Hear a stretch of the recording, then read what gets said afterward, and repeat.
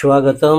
আপনি শুনছেন হোক গল্প, যেখানে গল্প হয় শুধু শোনার জন্য নয়, অনুভব করার জন্য। আজকের গল্প আপনাকে নিয়ে যাবে এক নীরব সবুজে মোড়া গ্রামের কোলে, যেখানে ছায়া চলে আসে রাতের আঁধারে আর কেউ একজন হারিয়ে যায় সকাল হতেই। গল্প যেটা শুরু হয় কুয়াশায় ঢাকা জানালার ধারে দাঁড়িয়ে থাকা এক রহস্যময় ছায়া দিয়ে, কিন্তু শেষ হয় এমন এক সত্যের সামনে যা কেবল ভয় নয়, বরং মানবিকতা আর অতীতের ভুলের করুণ প্রতিধ্বনি হয়ে বাজে। এই গল্পে ভয় আছে, প্রেম আছে, আর আছে এক করুণ অপেক্ষার দীর্ঘশ্বাস। এটা শুধু এক গোয়েন্দার কেস নয়, এটা এক মায়ের গল্প, এক মেয়ের গল্প, আর এক ছায়ার গল্প যে চুপি চুপি চলে যায় কিন্তু চিহ্ন রেখে যায় অন্তরে। পূর্ব মেদিনীপুর জেলার ভেতরে এক নির্জন গ্রাম গোপীনাথপুর। গ্রামের মানুষজন আজও সূর্যাস্তের পর দরজা বন্ধ করে দেয়, আর রাস্তা খালি পড়ে থাকে কেবল বাতাসে শোঁ শোঁ শব্দে। গ্রামের এক প্রান্তে দাঁড়িয়ে আছে একটি পুরনো কুঠির, ঘনশ্যাম সাহার বাড়ি নামে পরিচিত। এই বাড়ির জানালাটার দিকে কেউ তাকায় না রাতের বেলায়, কেননা গ্রামের সকলেই জানে প্রত্যেক শনিবার ঠিক রাত 12টায় সেই জানালায় দেখা যায় একটি ছায়া। ছায়াটা স্থির নয়, সে হেঁটে বেড়ায়, মাথা কাত করে বাইরে তাকায়, আবার ধীরে ধীরে অদৃশ্য হয়ে যায়। আর পরদিন সকালেই পাওয়া যায় খবর, গ্রামের কোনো একজন মানুষ নিখোঁজ। গত 3 সপ্তাহে নিখোঁজ হয়েছে 3 জন, একজন কিশোর, একজন বয়স্ক বৃদ্ধ, আর একজন গৃহবধূ। কোনো দেহ মেলেনি, কোনো রক্তের দাগ নেই, কেবল তাদের ঘরে খোলা দরজা আর বাতাসে কাঁপা এক ধরনের নীরবতা। এ নিয়ে গ্রামের আতঙ্ক ছড়িয়েছে। পঞ্চায়েত সদস্যরা মুখ বন্ধ করে আছে, আর থানার পুলিশ আসতে চায় না, কারণ তাদের মতে এটা অলৌকিক ব্যাপার, ভূতের কাণ্ড।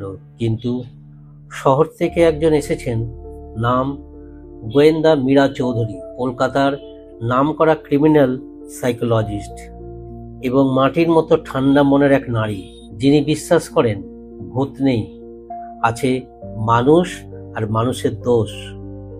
মীরা যখন গোপীনাথপুর স্টেশনে নামলেন তখন সন্ধে, চারপাশ কুয়াশা, আর মাঠের ধারে দাঁড়িয়ে আছে একটা কালো গরু, যেন তাকিয়ে আছে দূরে কোথাও। তার সাথে শুধু একটা ছোট ব্যাগ আর একটা পুরনো ডায়েরি, যেটা তিনি রাখেন প্রতিটি কেসের নোট লেখার জন্য। আপনি কি গোয়েন্দা মীরা? একটা কিশোর এসে দাঁড়ালো তার সামনে, হাত ধরে টান দিল। হ্যাঁ, মাস্টারমশাই পাঠিয়েছেন, চলুন। মীরা পেছন পেছন হাঁটলেন। কাঁচা রাস্তা, দুপাশে শীতের ধানক্ষেত, আর দূরে চাঁদের আলোয় ভেসে থাকা সেই কুখ্যাত কুঠির ছাদটা দেখা যাচ্ছিল, যে বাড়ির জানালায় রাত 12টা বাজলে দেখা যায় সেই ছায়া। কিন্তু মীরার মনে হচ্ছিল অন্য হিসাব। এত নিখোঁজ মানুষ, অথচ কোনো দেহ নেই।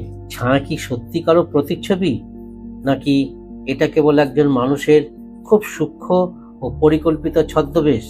আর সবচেয়ে বড় কথা, ছায়াটা কি কাউকে ডাকছে, নাকি কাউকে খুঁজছে?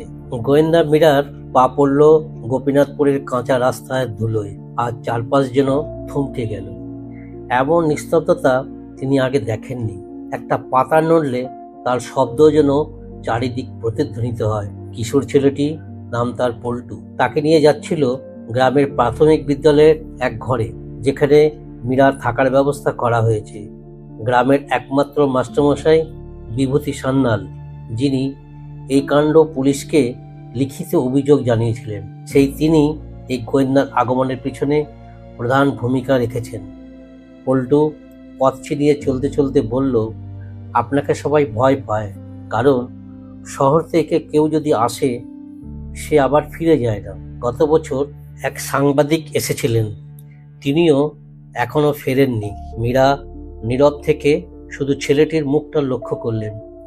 ভয় আর কৌতূহলের মাঝে জ্বলজ্বল করছিল তার চোখ। মীরা জানেন, ছোটদের ভেতরেই অনেক সময় বড় উত্তর লুকিয়ে থাকে।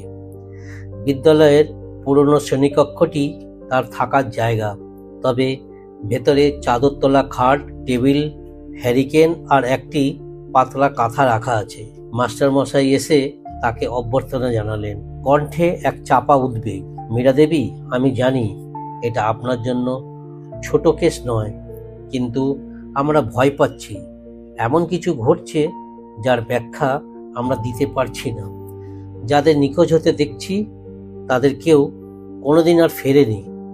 আপনি যদি না আসতেন আমরা হয়তো গ্রামটাই ছেড়ে দিতাম। মীরা তার শান্ত কণ্ঠে বললেন, আপনার ভয়টা আমি বুঝি, তবে আমাকে এখন প্রতিটা ঘটনার বিবরণ দিতে হবে। নিখোঁজদের নাম, বয়স, কবে তারা হারিয়ে গেল, কটার সময়, ঠিক কোথা থেকে। মাস্টারমশাই ব্যাগ থেকে কিছু নোটস বের করলেন। প্রথম নিখোঁজ নবনীতা মণ্ডল, বয়স 32, 2 সন্তানের মা। সন্ধ্যায় টিউবওয়েল থেকে জল আনতে গিয়ে আর ফেরেননি। দ্বিতীয় রতন দাস, বয়স আনুমানিক 68, একজন প্রাক্তন জমির রক্ষক। নিজের ঘরের দরজাই খোলা ছিল, শুধু লাঠি আর জুতোটা বিছানার পাশে পড়েছিল। তৃতীয় সুদীপ ঘোষ, বয়স 15, বিদ্যালয়ের ছাত্র। শনিবার রাতে বন্ধুর বাড়িতে যাওয়ার কথা বলেছিল, আর ফেরেনি। 3টি ঘটেছে 3 সপ্তাহ ধরে, প্রতি শনিবার রাতে রাত 12টার দিকে। মীরা জানালেন, এই টাইমিংটাই ইঙ্গিতপূর্ণ। রাত 12টা মানে ডেড আওয়ার, যখন সব চুপচাপ হয়ে আসে আর একটা গভীর নৈশব্দ ঘিরে ধরে আশেপাশেকে। ঠিক সেই সময়ের মধ্যেই ছায়াটা দেখা যায় সেই কুঠির জানালায়। কেউ কি সেই ছায়াটাকে পরিষ্কার দেখেছে? মাস্টারমশাই মাথা নাড়লেন। না, কেউ চোখে চোখ রাখতে পারেনি। কেবল দূর থেকে দেখা যায় একটা অবয়ব, মহিলার মতো, লম্বা চুল, কিন্তু মুখ দেখা যায় না। কখনো জানলায় দাঁড়িয়ে থাকে, কখনো হেঁটে বেড়ায় ভিতরে, তারপর একসময় মিলিয়ে যায়। মীরা জানালেন তিনি রাতেই কুটিরটা দেখতে যাবেন। আপনি একা যাবেন? হ্যাঁ, কারণ ছায়ার ভয় দেখা যায়, কিন্তু ছায়াকে বোঝা যায় একা থাকলে। রাত 10টার দিকে গ্রামের আলো নিভে যেতে লাগলো। পাখির ডাক বন্ধ, কুকুরও নিঃশব্দ। মীরা তার টর্চ, ডায়েরি আর একটি ছোট ক্যামেরা ব্যাগ নিয়ে হাঁটতে শুরু করলেন। কুয়াশা ভরা বাতাসে তার চুলের আগা হালকা ভিজে উঠছিল। একসময় এসে পৌঁছলেন সেই পুরনো কুঠির সামনে। ছাদের নিচে পড়ে থাকা শ্যাওলা, পচা কাঠের দরজা আর একটা অন্ধকার জানালা, যেখানে দাঁড়িয়ে থাকার মতো জায়গা আছে। ঘড়িতে তখন 11:59। মীরা স্থির হয়ে জানালার দিকে তাকিয়ে রইলেন। আর ঠিক তখনই জানালার ফ্রেমে ধীরে ধীরে ভেসে উঠল সেই ছায়া। এটা কোনো সাধারণ ছায়া নয়, একটা নারী মূর্তি। মাথা নিচু, চুল এলোমেলো, গায়ে সাদা কিছু একটা জামা কাপড় নাকি কাফনের মতো কিছু বোঝা গেল না। আর সবচেয়ে অদ্ভুত ব্যাপার, মীরা দেখলেন ছায়াটার হাত উঠে গেল, আর সে জানালার বাইরে তাকিয়ে একটানা কারো দিকে হাত নেড়ে ডাকছে। কিন্তু কাকে? ঘড়ির কাঁটা যখন ঠিক 12টার ঘর ছুঁয়েছে, তখনই জানালার ফ্রেমে দাঁড়িয়ে পড়া সেই নারী মূর্তির ছায়া যেন বাতাসের নড়াচড়ায় একটু একটু করে স্পষ্ট হচ্ছিল। তার দাঁড়ানোর ভঙ্গিতে ভয় ছিল না, বরং ছিল এক ধরনের নিঃশব্দ আহ্বান। সে যেন কাউকে খুঁজছে, কারো পথ চেয়ে আছে।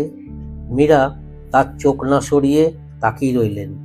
ছায়াটির হাত ধীরে ধীরে উঠল, একদিকে ইশারা করল, তারপর অন্ধকারে বিলীন হয়ে গেল, যেন কুয়াশার মাঝখানে ঘুলিয়ে গেল এক পুরনো প্রতিচ্ছবি। মীরা জানতেন এই দৃশ্য যতটা অলৌকিক দেখায়, আসলে ততটাই মানবিক হতে পারে যদি খুঁজে পাওয়া যায় এর পেছনের সত্য। তিনি ধীরে ধীরে জানালার কাছাকাছি গিয়ে দেওয়ালে হাত রাখলেন, পুরনো খড়খড়ে ইটের গায়ে আঙুল ছুঁয়ে মনে হলো বহুদিনের ধুলো জমে আছে। কুঠিরটা বন্ধ থাকলেও জানালার ভিতর দিয়ে স্পষ্ট দেখা যাচ্ছিল ঘরের এক কোণে রাখা একটা কাঠের টেবিল, তাতে কিছু পুরনো চিঠি ছড়ানো, আর পেছনের দেওয়ালে ধুলোয় ঢাকা একটা আয়না।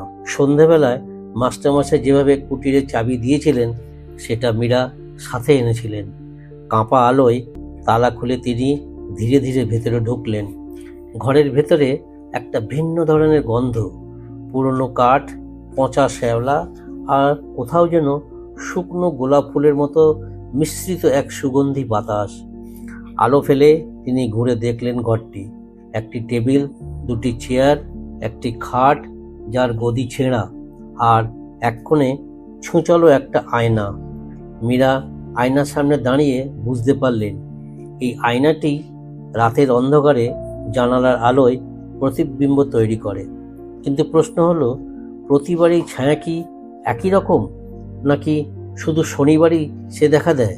তিনি টেবিলের উপর ছড়ানো কিছু পুরনো কাগজ উল্টে দেখতে লাগলেন। কয়েকটি হলুদ হয়ে যাওয়া চিঠি, যেগুলো প্রাপক আর প্রেরকের নামের জায়গা ফাঁকা। শুধু একটির নিচে লেখা ছিল, মা, আমি ফিরে আসব। শনিবার রাতে জানালা পাশে দাঁড়িয়ে থেকো। আমি কথা দিচ্ছি এবার আর কাউকে না বলেই চলে আসব। এই চিঠির কালি অদ্ভুত রকম ঝাপসা, যেন লেখা হয়েছে জল ভেজা হাতে। চিঠির তারিখ নেই, কোনো ছাপার ছোঁয়াও নেই। মীরা সেগুলো তার ডায়েরির ভেতরে রেখে দিলেন। ঘরের দেওয়ালের কোণায় টর্চ ফেলতেই তিনি খেয়াল করলেন মেঝেতে কিছু স্ক্র্যাপিংয়ের দাগ। মাটির মেঝে, কিন্তু যেন অনেকবার কোনো ভারী কিছু টেনে টেনে সরানো হয়েছে। তিনি হাত দিয়ে ছুঁয়ে দেখলেন দাগগুলো সোজা গিয়ে মিলেছে জানালার নিচে থাকা কাঠের বাক্সের নিচে। মীরা বেঞ্চটা সরিয়ে ফেলতেই সেখানে পাওয়া গেল একটা ছোট কাঠের খোলা বাক্স। তার ভিতরে ছিল কিছু শুকনো ফুল, একটা ছেঁড়া জামা আর পুরনো একটা সাদা ওড়নার টুকরো। এই জিনিসগুলো এমনভাবে সাজানো যেন কেউ খুব যত্ন করে রেখে গেছে। এই বাক্স কার? কেন এটা জানালার নিচে রাখা? ঠিক তখনই মীরা খেয়াল করলেন ঘরের এক কোণায় একটা দেওয়ালের ছবি ঝুলছে, কিন্তু তার কাঁচটা ভাঙা, ছবির রং ফিকে। টর্চ ফেলতেই দেখা গেল ছবিটা একজন মেয়ের, বয়স 20-22-এর মধ্যে। গায়ে সাদা শাড়ি, মুখে এক ধরনের বিষণ্ণতা। চোখের দিকে তাকিয়ে মনে হয় সে যেন কিছু বলতে চাইছে।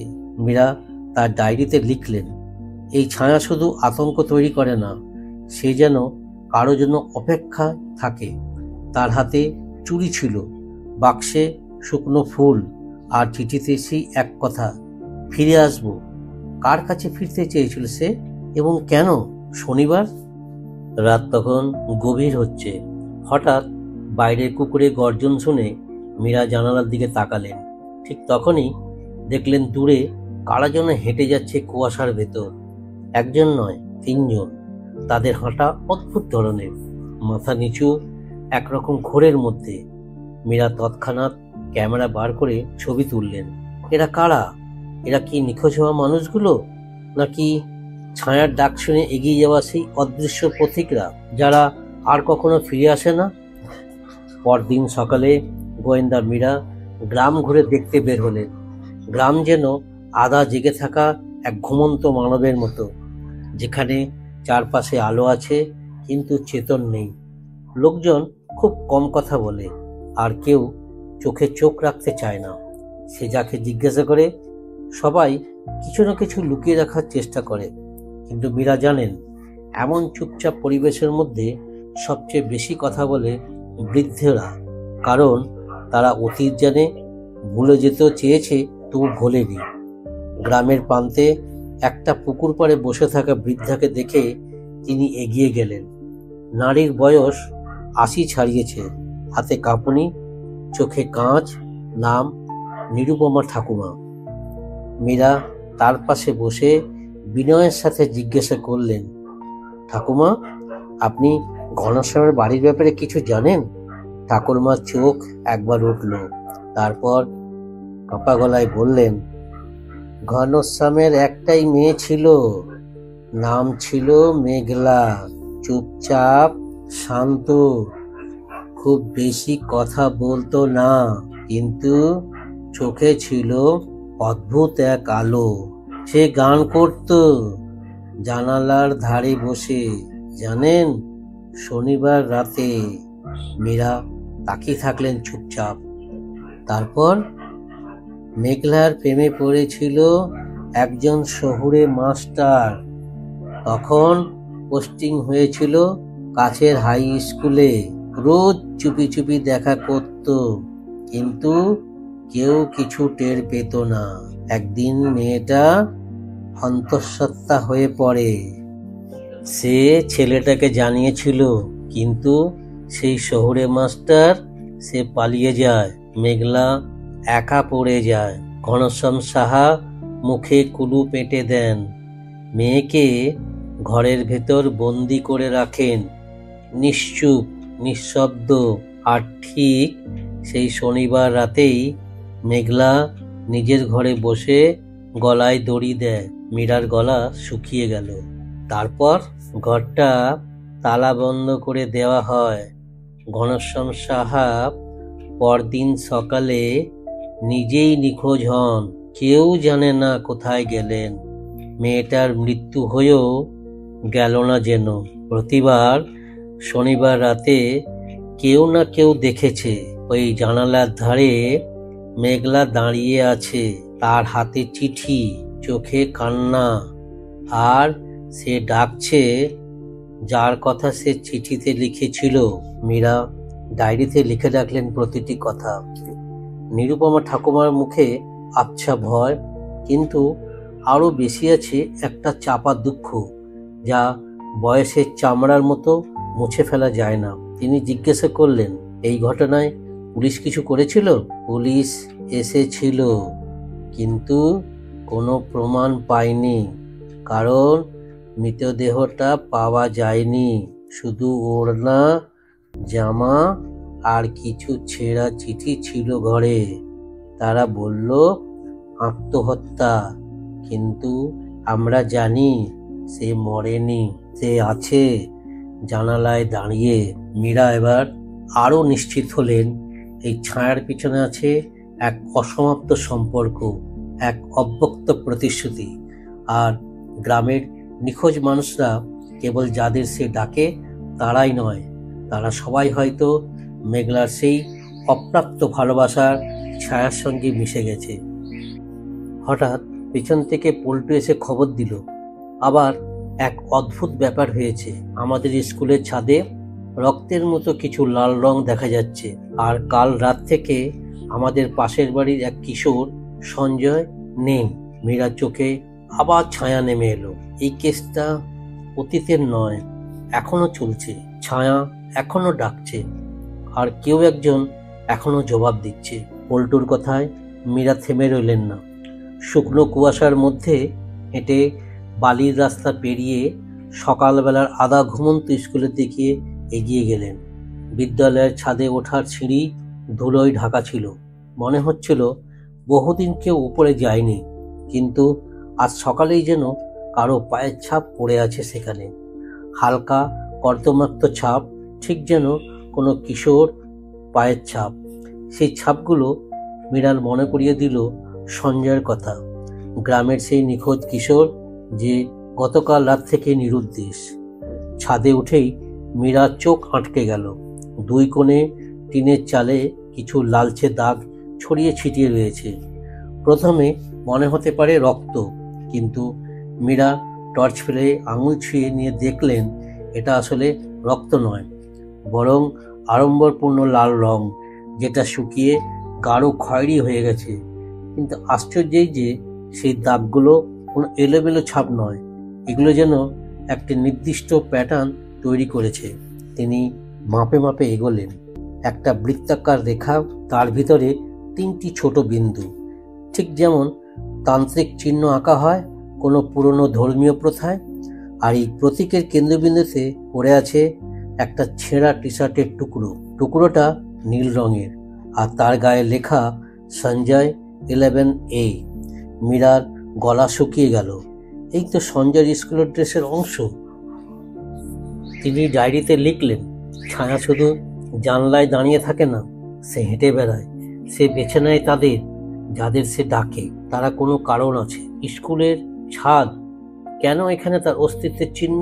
তিনি স্কুলের তত্ত্বাবধায়ক ভবেশবাবুকে ডাকিয়ে জিজ্ঞাসা করলেন, এই ছাদে রাতের বেলা কেউ আসে? ভবেশবাবু ঘেমে ঘেমে বললেন, আসলে ম্যাডাম, ছাদটা আমরা তালা দিইনি, কারণ জল পরিস্রাবনের পাইপটা এখান থেকেই ঠিক করতে হয়। তবে গত 1 বছরে কেউ ব্যবহার করেনি। আগেও এরকম দাগ পাওয়া গিয়েছিল, কিন্তু আমরা ভেবেছিলাম ছেলেপুলেরা মজা করছে।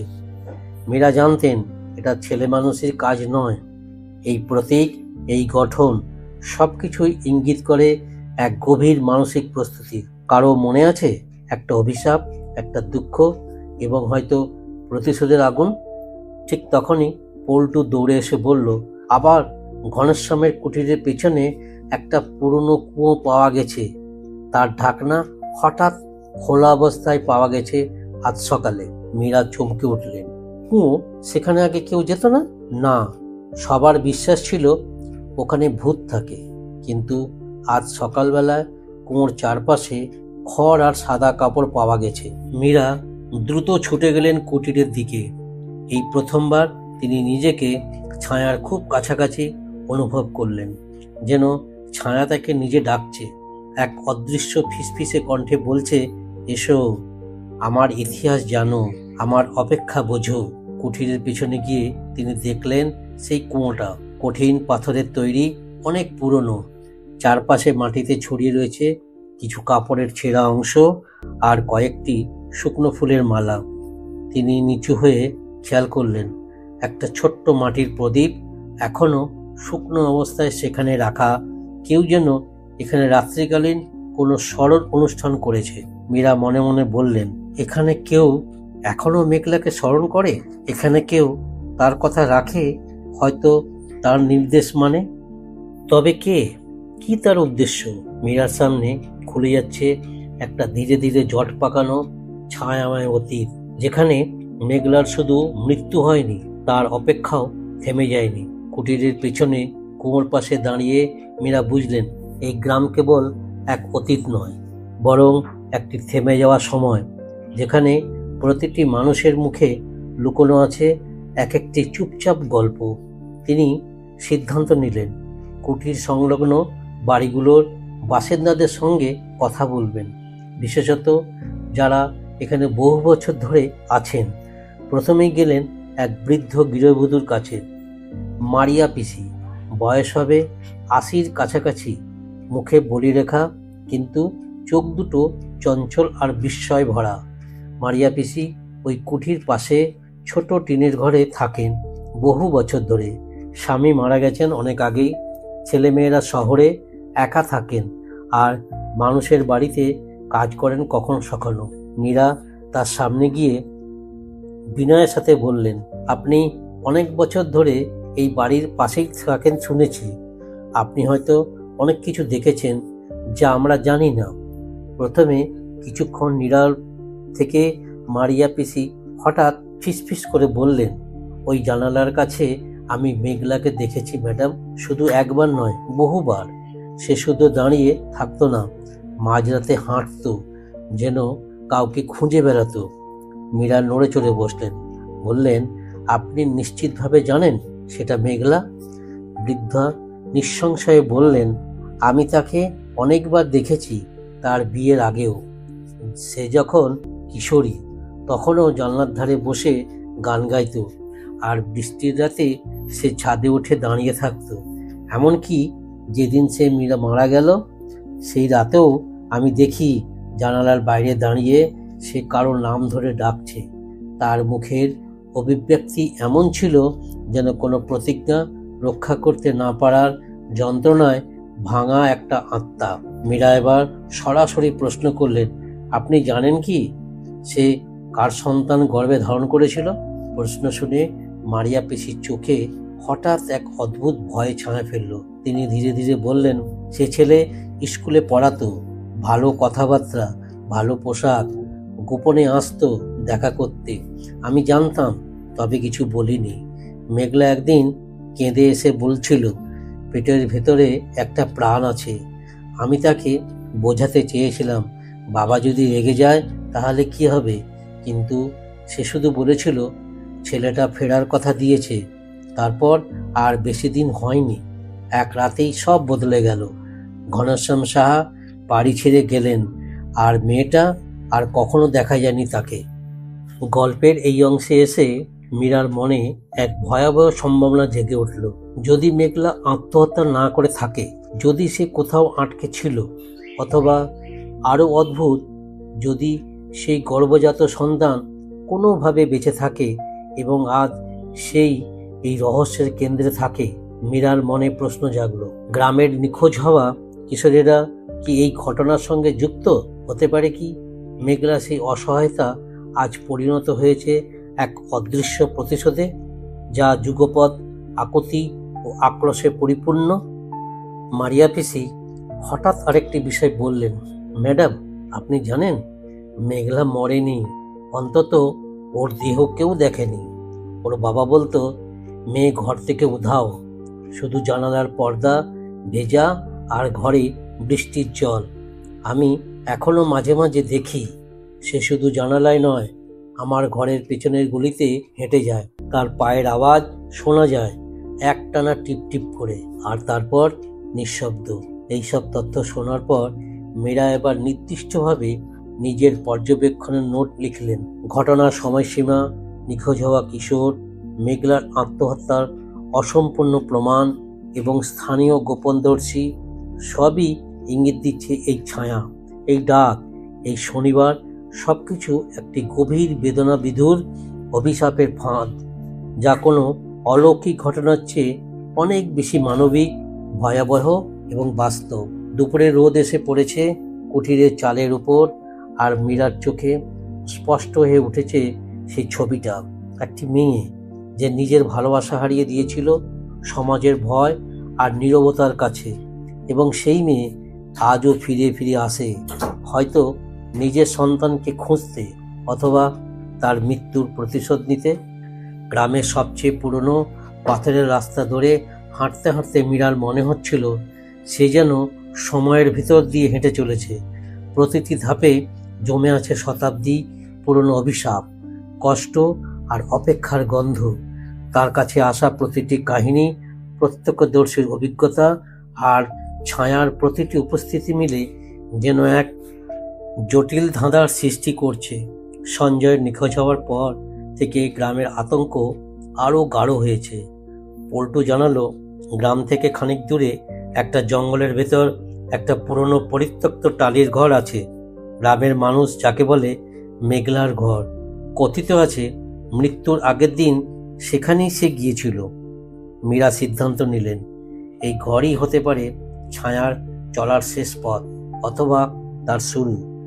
সঙ্গে একটি পকেট টর্চ, ডায়েরি, ক্যামেরা ও রিভলভার নিয়ে মীরা দুপুরের পর জঙ্গলের পথে পা বাড়ালেন। জঙ্গলটা খুব বড় না হলেও ঘন এবং নির্জন। বুনো বাঁশ, ঝোপঝাড় আর মাঝে মাঝে শাল সেগুনের গায়ে লতা পেঁচিয়ে তৈরি করেছে ছায়া আঁধারির এক বিচিত্র থিয়েটার। হাঁটার সময় তার মাথায় ঘুরছিল একটাই প্রশ্ন, মেঘলা কি নিজেই নিজের কাহিনী লিখে গেছে, নাকি কেউ তাকে ব্যবহার করছে? হঠাৎ একটা শুকনো পাতার উপর পা পড়তেই কড়মড়ে আওয়াজ হলো। মীরা থেমে চারপাশ তাকালেন। নীরবতা ঘনিয়ে এসেছে এতটাই যে নিজের শ্বাসের শব্দকেও শব্দ মনে হয়। মিনিট 10 চলার পর ছোট একটি ফাঁকা জায়গায় পৌঁছলেন। সেখানে মাঝখানে দাঁড়িয়ে আছে একটা ভাঙাচোরা টালির ঘর। জানালা দরজা উধাও, ভেতরে কেবল অন্ধকার আর স্তব্ধতা। এই ঘরের চারপাশে গাছের ডালে বাঁধা রয়েছে লাল সুতো, যেগুলো যেন কিছু ঘেরার চেষ্টা করছে, যেন ভেতরে কোনো কিছু বন্দি অথবা বাইরে কাউকে রক্ষা করছে। মীরা ধীরে ধীরে ঘরের ভেতরে ঢুকলেন। ঘরটা ছোট, কিন্তু দেয়ালের গায়ে আঁকা রয়েছে কিছু অদ্ভুত চিহ্ন।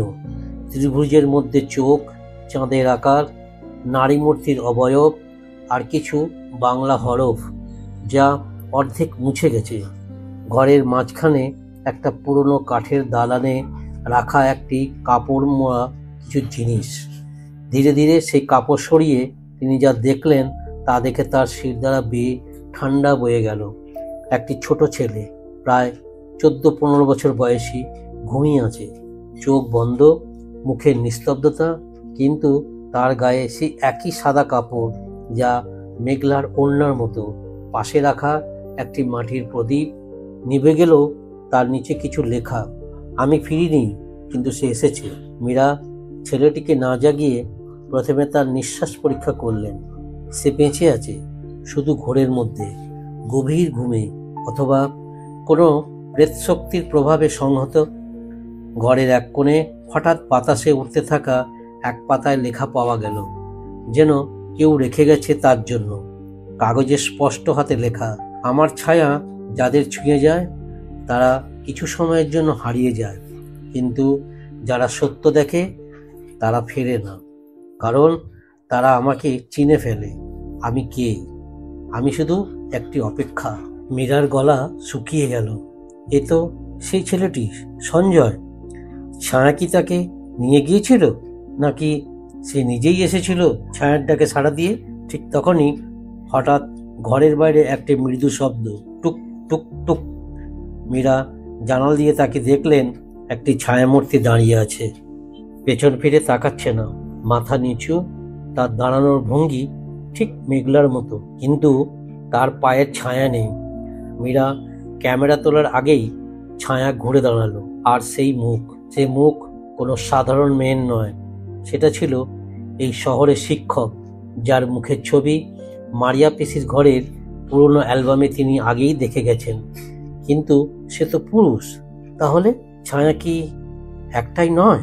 এই অভিশাপ কি শুধু মেঘলার নয়, বরং তার হারানো ভালোবাসারও?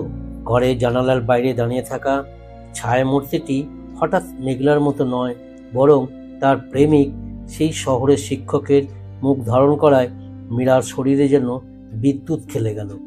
এতদিন ধরে যে ছায়াকে নারী বলে ভাবা হচ্ছিল, তার রূপ পরিবর্তন করে পুরুষ হয়ে দাঁড়ানো এক অদ্ভুত মানসিক বিভ্রম, অথবা আরও গভীর কিছু। ক্যামেরা তোলার আগেই ছায়ামূর্তিটি ধীরে ধীরে মিলিয়ে গেল বৃষ্টি ভেজা কুয়াশার মধ্যে, কিন্তু সে রেখে গেল এক অস্পষ্ট কণ্ঠস্বর, একটি ফিসফিসে উচ্চারণ, যেটা কেবল একজনই শুনতে পারত, যার ভেতরে সত্য জানার সাহস আছে। ও ফিরেছিল, কিন্তু আমি পারিনি। মীরা বুঝলেন ছায়ার মধ্যে মেঘলা একা নেই। এই অভিশপ্ত কাহিনীর পর্দার পেছনে আরও একটি আত্মা আটকে আছে। সেই ব্যক্তি যে প্রতিশ্রুতি দিয়েছিল ফিরে আসার, কিন্তু পালিয়েছিল। সেই শহরের শিক্ষক, নাম ছিল সৌম্যজ্যোতি। সে পালিয়েছিল ভালোবাসার দায় থেকে নয়, বরং ভয়ের কাছে হার মেনেছিল। সেই ভয়ের নাম ছিল সমাজ, বংশের সম্মান এবং শহরের পাকসাপ নিয়মকানুন। সে ফিরে এসেছিল, কিন্তু ততদিনে মেঘলা নিজেকে শেষ করে দিয়েছে। Or at least that's what everyone believed.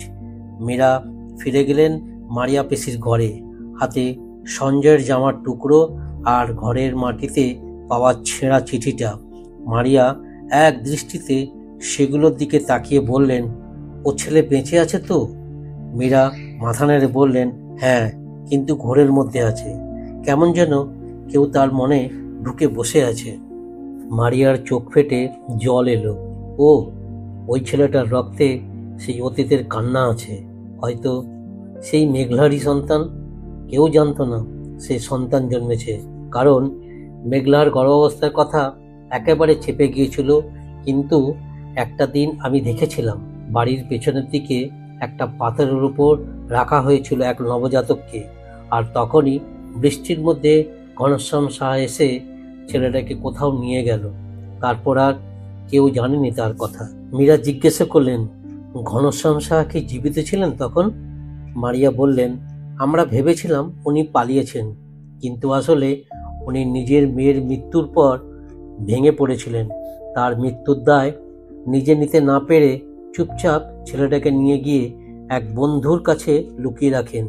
সেই বন্ধু ছিল এক পুরোহিত, যিনি ছেলেটিকে শহরের একটি অনাথ আশ্রমে ভর্তি করান। নাম পাল্টে যায়, পরিচয় মুছে যায়, কিন্তু রক্তের সম্পর্ক কি কোনোদিন ভোলা যায়? মীরা বুঝলেন সঞ্জয় আসলে সেই সন্তান, মেঘলা আর সৌম্যজ্যোতির প্রেমের ফল। সে নিজেই জানতো না নিজের ইতিহাস, কিন্তু ছায়া জানতো মেঘলার আত্মা তাকে খুঁজে ফিরছে সব সময়, শুধু ভালোবাসার জন্য নয়, নিজের অস্তিত্বকে নতুন করে জাগিয়ে তুলতে। আর এই প্রতিটি শনিবার রাত হয়তো ছায়ার সেই অজানা পুত্রকে ডাকার দিন ছিল। কিন্তু একটা প্রশ্ন এখনো থেকে যায়, সঞ্জয়ের মন কেন আজ ঘোরে আচ্ছন্ন? কে তাকে ডাকছে বারবার? কেন তার শরীরে অদ্ভুত প্রতিক্রিয়া হচ্ছে ছায়ার উপস্থিতিতে? আর সেই ছায়া পুরুষ মুখ কেন ধারণ করছে? ঠিক তখনই মারিয়া পিসি উঠে গিয়ে একটা পুরনো ট্রাঙ্ক খুললেন, ভেতর থেকে বের করলেন একটা ছোট সোনালী বাক্স। সেটার ভিতরে ছিল মেঘলার লেখা কিছু কবিতা আর একটি শেষ চিঠি, যেটা কোনোদিন পাঠানো হয়নি। চিঠির শুরুতে লেখা ছিল, সৌম, তুমি যদি কখনো ফিরে আসো, এই চিঠিটা হয়তো আর পড়বে না, কিন্তু আমার শরীর যদি না থাকে, আত্মা থাকবে ঠিক। আমি জানি আমার গর্ভে যে সন্তান এসেছে সে শুধু আমার নয়। তুমি যদি না ফেরো, তবে জানো আমি তাকে জানালা থেকে দেখাবো কিভাবে কেউ অপেক্ষা করে আর কেউ তা ভোলে না। মীরার গায়ে কাঁটা দিল। এই চিঠি যেন কেবল ভালোবাসার নয়, বরং এক অসমাপ্ত যুদ্ধের ঘোষণা। তাহলে কি এই ছায়া শুধু একজন আত্মা নয়, এ এক সম্মিলিত বেদনার শরীর, যে অপেক্ষা আর প্রতারণার ভিতর থেকে তৈরি হয়েছে? বিকেল তখন শেষ হতে চলেছে, আকাশে ছায়া নেমেছে আর পাখিরা একে একে গাছের ডালে ফিরছে। মীরা এক মুহূর্ত সময় নষ্ট না করে ছুটে যান সেই টালির ঘরে, যেখানে সঞ্জয় এখনো ঘুমিয়ে। তার শরীর ঠান্ডা, মুখে অস্বাভাবিক শান্তি, কিন্তু সেই শান্তি যেন এক অদ্ভুত যন্ত্রণা লুকিয়ে রাখার চেষ্টা করছে। মীরা ধীরে ধীরে তার কপালে হাত রাখলেন, চোখের পাতায় স্পর্শ করলেন। হঠাৎ করে ছেলেটির শরীরটা এক ঝাঁকুনিতে কেঁপে উঠল। চোখ খুলল না, কিন্তু ঠোঁট নড়ে উঠল খুব আস্তে। সে দাঁড়িয়ে আছে জানালার পাশে। সে ডাকছে আমাকে, মা, তুমি কি ফিরে এসেছো? মীরার শরীরে বিদ্যুৎ খেলে গেল। সঞ্জয় অচেতন অবস্থায় এইসব কথা বলছে, যা সে কখনো শোনেনি, জানেনি, শেখেনি। এ কথা কারো মুখে বসে বসে শেখা যায় না। সে আবার বলতে শুরু করলো, কণ্ঠ যেন কারো ভেতর থেকে আসছে, ঠিক যেন সুরক্ষিত এক কুঠুরি ভেঙে কোনো অতীত বেরিয়ে আসছে। আমি জানি না আমি কে, কিন্তু আমি জানি আমি এক জায়গায় ফিরে যেতে চাই, সেই জানালার কাছে যেখানে একটা মেয়ের কান্না জমে আছে। সে বলেছিল আমি ফিরে এলে সব ক্ষমা করবে, কিন্তু আমি ফিরিনি, আমি পালিয়েছিলাম। আর আজ আমি ফিরে এসেছি ঠিক তার ছেলের রক্তে। আমি তার মধ্যে বেঁচে আছি। আমি সেই বিশ্বাসঘাতক সৌম। মীরা স্থির হয়ে গেলেন। এই ভয়াবহ সত্য এখন জেগে উঠেছে। সঞ্জয়ের দেহের ভেতরে কারো আত্মা ঢুকে পড়েছে। সেই আত্মা সৌম্যজিতের, মেঘলার প্রেমিক, যিনি তাকে ছেড়ে চলে গিয়েছিলেন। তার অপরাধ বোধ এতটাই গভীর ছিল যে মৃত্যুর পরও সে মুক্তি পায়নি। আজ নিজের সন্তানের শরীরকে মাধ্যম বানিয়ে সে আবার ফিরে এসেছে, নিজের ভুলের ক্ষমা চাইতে, অথবা নিজের অভিশাপ পূরণ করতে।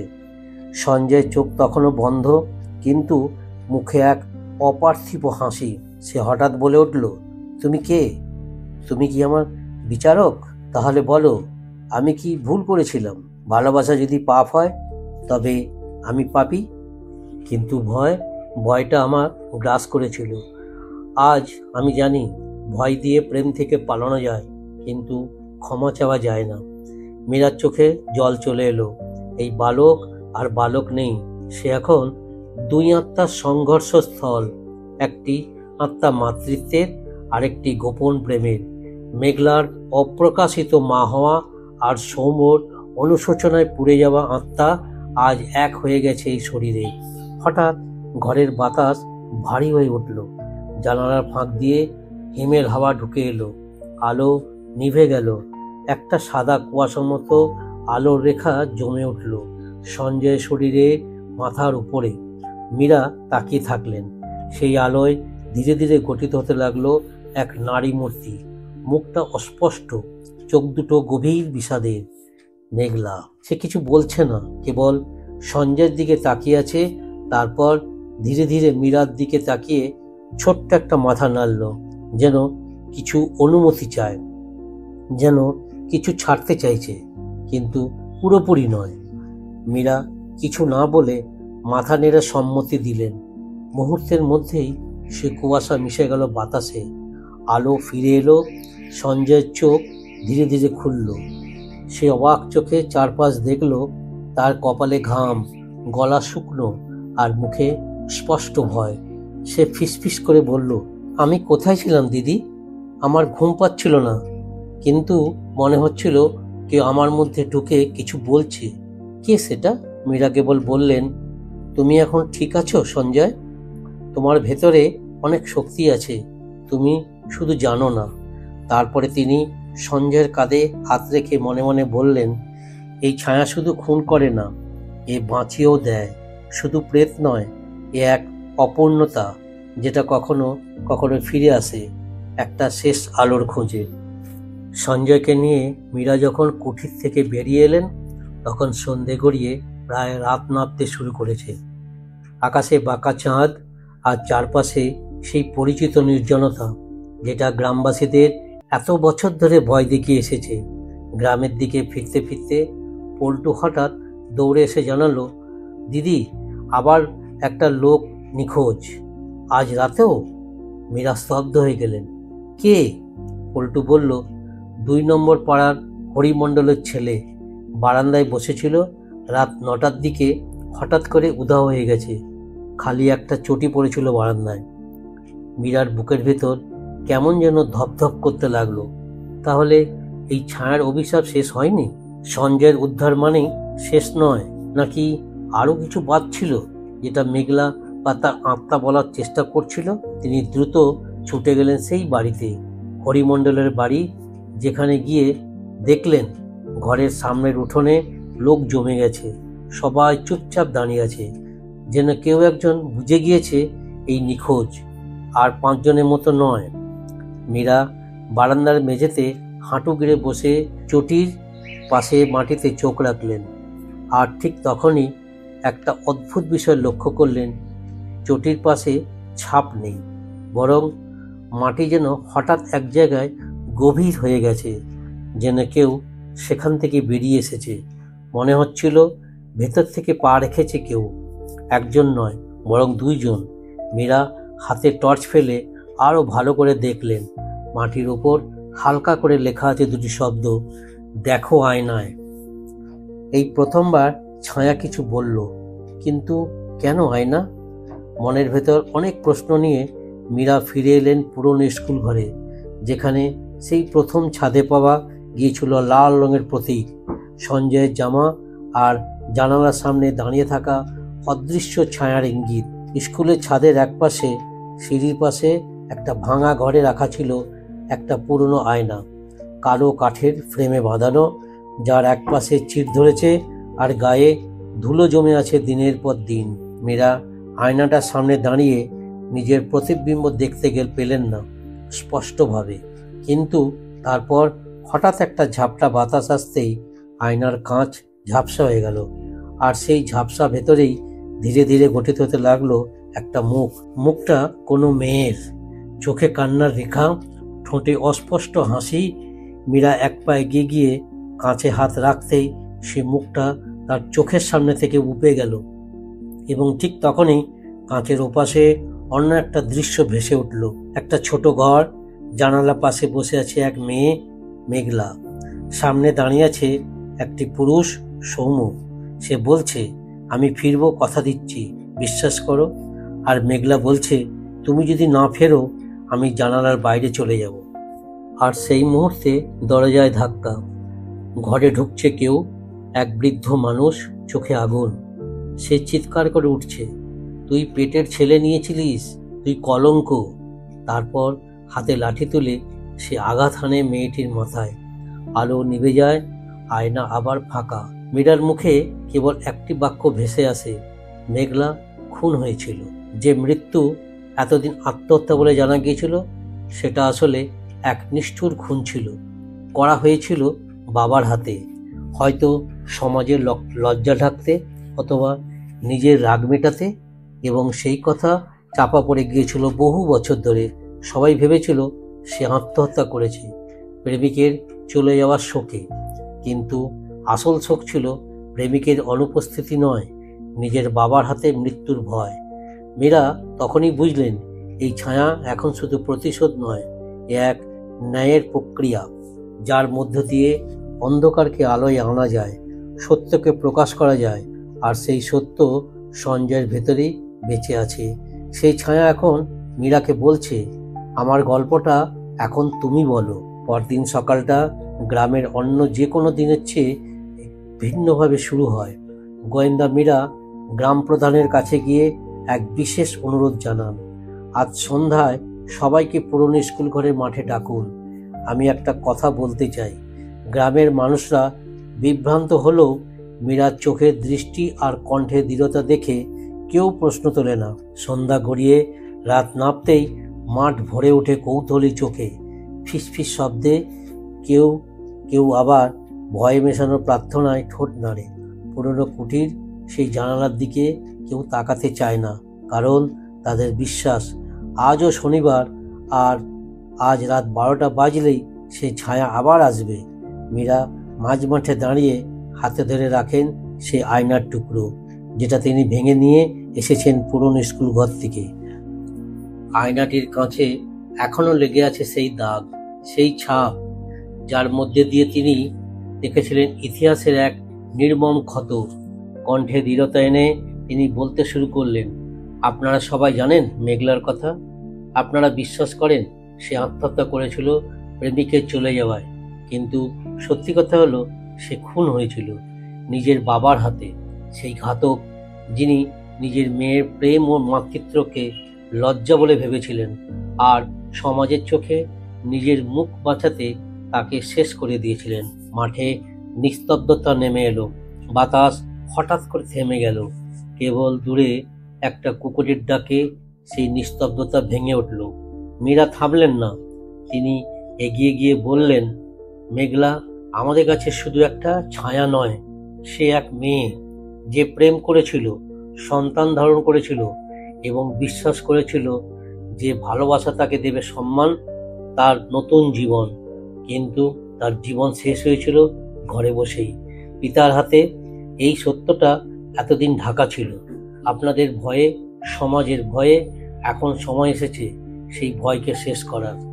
এক বৃদ্ধ উঠে দাঁড়ালেন, কাঁপা গলায় বললেন, কিন্তু আমরা তো কিছু জানতাম না, আমরা তো শুনেছিলাম সে বিষ খেয়েছিল, কেউ বলেনি।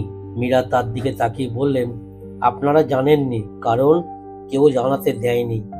ঘনশ্যাম সাহা সেই রাতে মেয়েকে মারার পর নিজেই একঘরে নিজেকে বন্দি করে রেখেছিলেন, আর ঠিক সেদিন তার সেই অপরাধের একমাত্র সাক্ষী ছিল তার নাতি সঞ্জয়। জনতার মধ্যে থেকে সঞ্জয়কে সামনে আনা হলো। ছেলেটা তখনও কিছুটা স্তব্ধ, চোখে বিস্ময়, মুখে এক নিস্তব্ধতা। সে বলল না কিছু, কিন্তু তার চোখে যেন মেঘলার চোখের প্রতিবিম্ব। সে মাটির দিকে তাকিয়েছিল, হঠাৎ মাথা তুলল, বলল, আমি স্বপ্নে দেখেছি জানালার বাইরে দাঁড়িয়ে থাকা সেই মুখ, আমি তার কণ্ঠ শুনেছি। সে আমাকে বলেছে, তুমি আমার একমাত্র সত্য। ঠিক তখনই মাঠের একদিক থেকে হাওয়া বইতে শুরু করলো। লোকে চিৎকার করে উঠল, ওই যে জানালার কাছে ছায়া আবার! সবাই মাথা ঘুরে তাকালো পুরনো কুটিরের দিকে। জানালার পাশে দাঁড়িয়ে আছে এক নারী মূর্তি, সাদা শাড়িতে, মাথায় চুল খোলা, হাতে কিচ্ছু নেই, শুধু চোখে এক নিঃশব্দ আবেগ। কেউ ভয়ে পেছনে সরে গেল, কেউ পাথরের মতো দাঁড়িয়ে রইল। কিন্তু এবার মীরা এগিয়ে গেলেন। তিনি জানালার কাছে গিয়ে সেই ছায়ার দিকে তাকিয়ে বললেন, তুমি চাইছো তোমার গল্পটা আমরা বলি। আজ তোমার সেই সত্য শুনেছে পুরো গ্রাম। আজ তোমার ন্যায় পূর্ণ হয়েছে, এখন তুমি মুক্তি পাও। মেঘলা ছায়া কিছু বলল না, কেবল মাথা হেঁট করে চোখ বন্ধ করলো। আর ঠিক তখনই বাতাস এক ঝাপটায় বয়ে গেল, জানালার কাঁচ ঝনঝন করে কেঁপে উঠল। আর যখন হাওয়া থামলো, সেই ছায়া আর সেখানে নেই। মাঠ জুড়ে এক অদ্ভুত শূন্যতা, যেন কেউ তার দীর্ঘ অপেক্ষার ইতি টেনে চলে গেছে।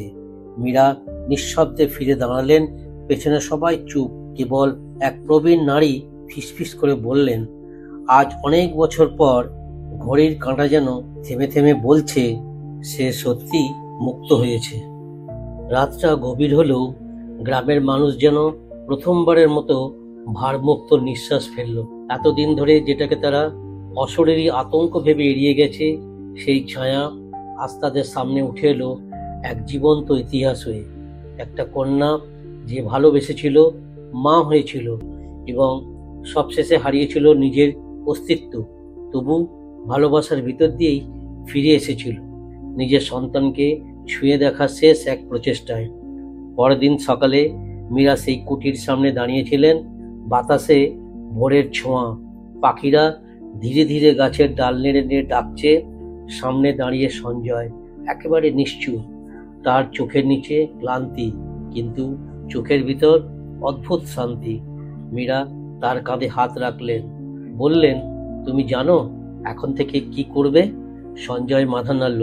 আমি মায়ের জন্য কিছু করতে চাই, ওর নাম ফিরিয়ে আনতে চাই। আমি পড়াশোনা শেষ করব, তারপর এই গ্রামে একটা ছোট্ট লাইব্রেরি খুলব, যেখানে সব নিষিদ্ধ, চুপ করে থাকা, হারিয়ে যাওয়া কণ্ঠস্বরদের জায়গা থাকবে, যেন কেউ আর হারিয়ে না যায়। মীরার চোখ ভিজে এলো।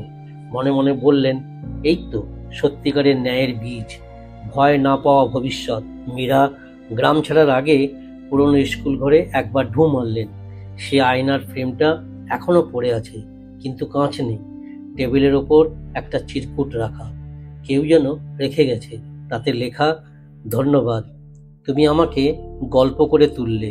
আমি এখন হারিয়ে যেতে পারি নিশ্চিন্তে। কোনো নাম নেই, কোনো স্বাক্ষর নেই, তবু মীরা বুঝলেন কে লিখেছে। এটা মেঘলার শেষ চিঠি। মীরা সেটি যত্ন করে গুঁজে রাখলেন তার খাতার ভাঁজে। ট্রেনের জানালার ধারে বসে তিনি শেষবারের মতো গ্রামটার দিকে তাকালেন। মাঠ, মেঠো রাস্তা, দূরের গাছের গায়ে লেগে থাকা শিশির, সবকিছু যেন অনেকটা বদলে গেছে। আর এখন মীরার নিজের মনে মনে বাজছে কেবল একটা শব্দ, চুপি চুপি চলে যাওয়ার ছায়া। এটা কোনো ভূতের গল্প নয়, এটা এক জীবনের বেঁচে থাকার চিৎকার, যেটাকে সমাজ মুখ চাপা দিয়ে রেখেছিল। আর আজ সেই গল্পটাই হয়ে উঠেছে মুক্তি। আর ঠিক তখনই ট্রেন ছেড়ে দিল। দূরে কোথাও হয়তো কুঠির জানালার পাশে হালকা একটা বাতাস বয়ে গেল। কেউ একজন সত্যিই আজ চুপি চুপি চলে গেল। আপনারা শুনছিলেন চুপি চুপি চলে যাওয়ার ছায়া। এই গল্পটা ছিল শুধু একটা ছায়ার নয়, একটা প্রেমের, একটা ভুল বোঝাবুঝির, একটা অসমাপ্ত অপেক্ষার গল্প। যে সমাজ মুখ বন্ধ করে রাখে, সেই সমাজকেই চুপ করিয়ে দেয় এক সময়ের অভিমান। গল্পটা যদি ভালো লেগে থাকে তাহলে অবশ্যই লাইক দিন, শেয়ার করুন আপনজনদের সঙ্গে, আর সাবস্ক্রাইব করুন আমাদের চ্যানেল হোক গল্প। নতুন গল্প, নতুন রহস্য আর অজানা আবেগ নিয়ে আবারও ফিরে আসবো আপনার কাছে খুব শিগগিরই। ততদিন পর্যন্ত শোনো গল্প হারিয়ে যাওয়া শব্দে। ভালো থাকুন, নিরাপদে থাকুন, আর মনে রাখুন, সব ছায়া অন্ধকার নিয়ে আসে না, কিছু ছায়া আলো ফেরাতে ফিরে আসে।